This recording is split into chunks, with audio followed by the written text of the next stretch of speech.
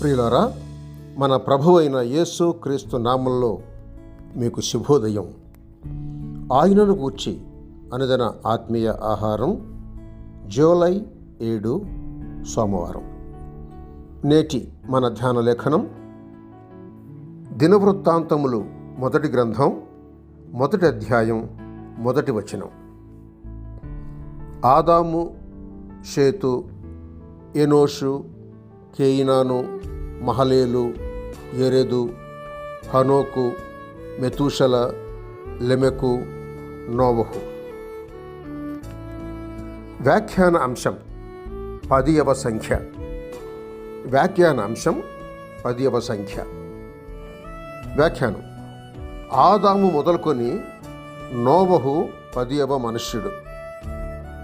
షేము మొదలుకొని అబ్రహాము 10వ మనుష్యుడు. 1 అధ్యాయం 24 వచనం చూడండి. రూతు 4వ అధ్యాయం 18వ వచనం మొదలుకొని ఎంచితే పెరెసు వంశంలో దావీదు 10వ వాడు.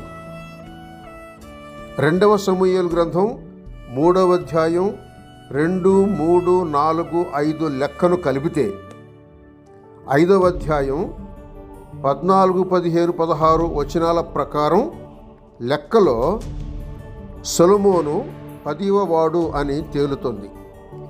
ఇంకెందరో అలాగుండొచ్చు. నేను ఇంకా పూర్తిగా దాన్ని పరిశోధించలేదు. 10 మంది కన్యకలు పరలోక రాజ్యానికి పోల్చబడ్డారు. మత్తయి సువార్త 25వ అధ్యాయం 1 నుండి 13 వచనాల్లో. ప్రకటన గ్రంథంలో ఆ మృగంతో కూడా 10 మంది రాజులు కలిసి కొద్ది కాలము రాజ్యమేలుదురు. 10 ఆజ్ఞలు ఇవ్వబడెను.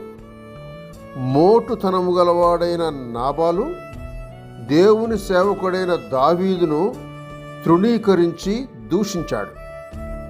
దేవుడు అతనికి 10 దినములు వాయిదాగా ఇచ్చను గాని నాబాలు దారికి రాకపోయాడు. కనుక ఆ 10 దినములైన తరువాత దేవుడే ఆ పాపిని ముత్తాడు. సమూయేలు మొదటి గ్రంథం 25వ అధ్యాయం 38వ వచనంలో చూస్తాం.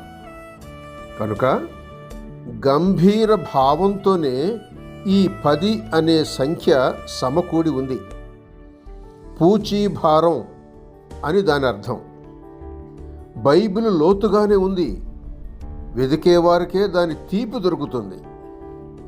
వాక్యంలో మిమ్మును మీరు చూచి కనిపెట్టుకొంటిరా, మీ సహజ ముఖం దానిలో ఉంది. యాకోబు పత్రిక 1వ అధ్యాయం 23వ వచనం చూడండి.